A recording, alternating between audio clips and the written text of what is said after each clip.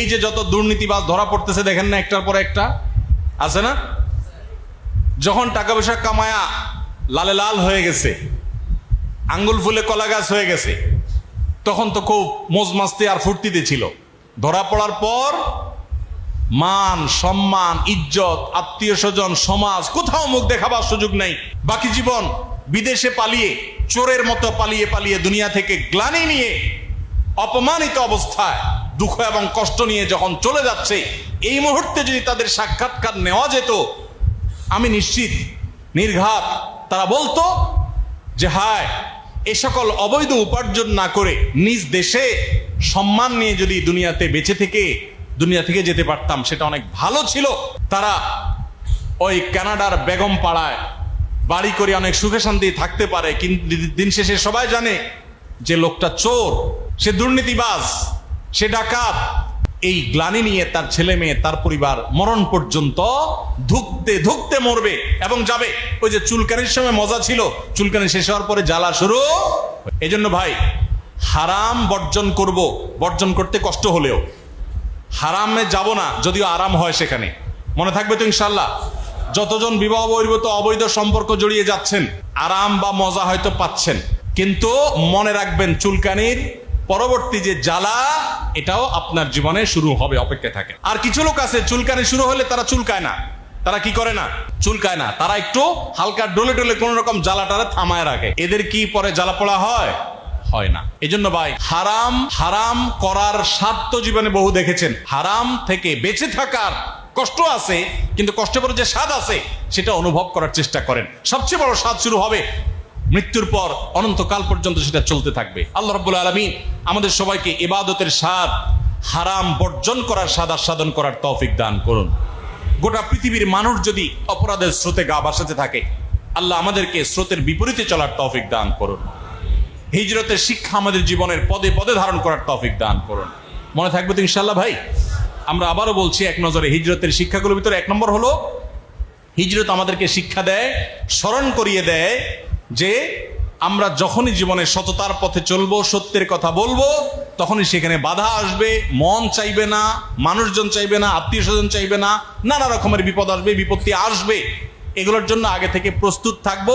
কিন্তু যত বিপদই আসবে, নবী সাল্লাল্লাহু আলাইহি ওয়াসাল্লাম যেরকম হিজরতে নিজের আদর্শকে বিকিয়ে দেন নাই, আমরা আমার আদর্শে কোনো ছাড় দেব না।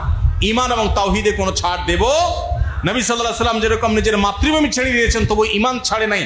আসহাবে কাফের যুবকেরা ঠিক একইভাবে নিজের মাতৃভূমি ছেড়ে দিয়েছেন, তবুও তাওহীদ ছাড়েন নাই। আমিও আমার জীবনে সবাইকে ছাড়তে হয় ছাড়বো, সবার সাথে সম্পর্ক ছিন্ন হইলেও হোক, সবাই নাখোশ হলেও হোক, তো আমি আমার আদর্শ আর ঈমান কখনো ছাড়বো না। হিজরত আমাদেরকে শিক্ষা দেয়, জীবনে যত বিপদই আসুক না কেন, সে বিপদ চিরকাল প্রলম্বিত হয় না, খুব অল্প সময়ের মধ্যেই সেটা দূর হয়ে যায়। রাতের অন্ধকার, রাতের গভীরতা, অন্ধকার যত বাড়তে থাকে, সকালের আলো তত নিকটবর্তী হতে থাকে। হিজরত করেছেন নবী করিম সাল্লাল্লাহু আলাইহি ওয়াসাল্লাম, সাহাবা ইকরাম নিজের মাতৃভূমি ছেড়ে চলে আসতে হয়েছে, বেদনাদায়ক ঘটনা, কিন্তু এর অল্প সময়ের ব্যবধানে আবার এই মক্কা তারা বিজয় করেছেন, একরকম রক্তপাত ছাড়া বলতে গেলে। অতএব জীবনের পদে পদে যখনই দুঃখ আসবে, হিজরত আমাদেরকে প্রেরণা দিবে যে ইন্না মাআল উসরি ইউসরা। 3 নম্বর, মুসলমান প্রত্যেকটা কাজ অত্যন্ত সুনিপুণ পরিকল্পনা করে গুছিয়ে সুন্দরভাবে করবে, তার সাধ্য অনুযায়ী ভালোভাবে করবে। কোনো দুর্বলতা নিয়ে অর্ধেক মার্কা কাজ করবে না, যেটাই করবে ইন্নাল্লাহা ইউহিব্বু ইযা আমিলা আহাদুকুম আমালান আন ইউতকিনাহু, সুন্দরভাবে ভালোভাবে করবে।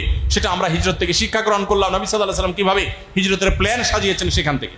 4 নম্বর হলো, এত প্ল্যান পরিকল্পনা করার পরও আল্লাহর প্রতি তাওয়াক্কুল হবে আমাদের মূল ভরসার জায়গা, মূল শক্তির জায়গা, যেমন নবী সাল্লাল্লাহু আলাইহি ওয়াসাল্লামের ছিল। তিনি এত কিছু করার পর আল্লাহর উপর ভরসা করেছেন। যখন কাফেররা গুহার মাথায় মুখে চলে এসেছে, তখনও বলছেন লা তাহজান ইন্নাল্লাহা। ঈমান কোন লেভেলে থাকলে শত্রুর চোখের সামনে এসে বলছেন আল্লাহই রক্ষা করবেন, দৃঢ় চিত্তে এই কথা বলতে পেরেছেন। এখান থেকে আমরা শিক্ষা পাই, জীবনে যত কঠিন সময় আসুক, আল্লাহর প্রতি তাওয়াক্কুল বা ভরসা কখনো ছাড়া যাবে। এরপরে যদি আমি বিপদে পড়ে যাই, তাহলে বুঝতে হবে আল্লাহ এর মধ্যেই আমার কল্যাণ রেখেছেন। 5 নম্বর সর্বশেষ হলো, হিজরত মানেই হলো ত্যাগ। স্যাক্রিফাইস, সাহাবীদের স্যাক্রিফাইস, নবী সাল্লাল্লাহু আলাইহি ওয়াসাল্লাম স্যাক্রিফাইস, মুহাজিরদের স্যাক্রিফাইস, পরিবারের সদস্যদের স্যাক্রিফাইস, জমি জমা রেখে, সম্পদ সন্ততি রেখে, প্রিয়জনদেরকে রেখে, আত্মীয় স্বজন রেখে চিরকালের জন্য চলে যাচ্ছে এমন এক গন্তব্যের উদ্দেশ্যে, যে গন্তব্য থেকে আবার কখনো নিজের মাতৃভূমিতে আসতে পারবেন কিনা নিজেও জানতেন না। এই স্যাক্রিফাইস, এটা ইমানদারের জীবনের সবচেয়ে গুরুত্বপূর্ণ বিষয়। স্যাক্রিফাইস ছাড়া, ত্যাগ ছাড়া ইমানদার কখনো ইমানদার হতে পারে না। অতএব হিজরত আমাদেরকে স্যাক্রিফাইস শেখায়। আমরা সকল হারাম বর্জন করার ক্ষেত্রে, সকল ইবাদত করার ক্ষেত্রে আল্লাহর নির্দেশকে সবকিছুর উপরে প্রাধান্য দিয়ে অন্য সবকিছুকে স্যাক্রিফাইস করবো তো ইনশাআল্লাহ। আল্লাহ আমাকে আপনাকে আমাদের সবাইকে আমল করার তৌফিক দান করুন। জাযাকুমুল্লাহু খায়রা ওয়া আখিরু দাওয়ানা আলহামদুলিল্লাহি রাব্বিল আলামিন। নামাজ কখন, আজান কয়টা ভাই?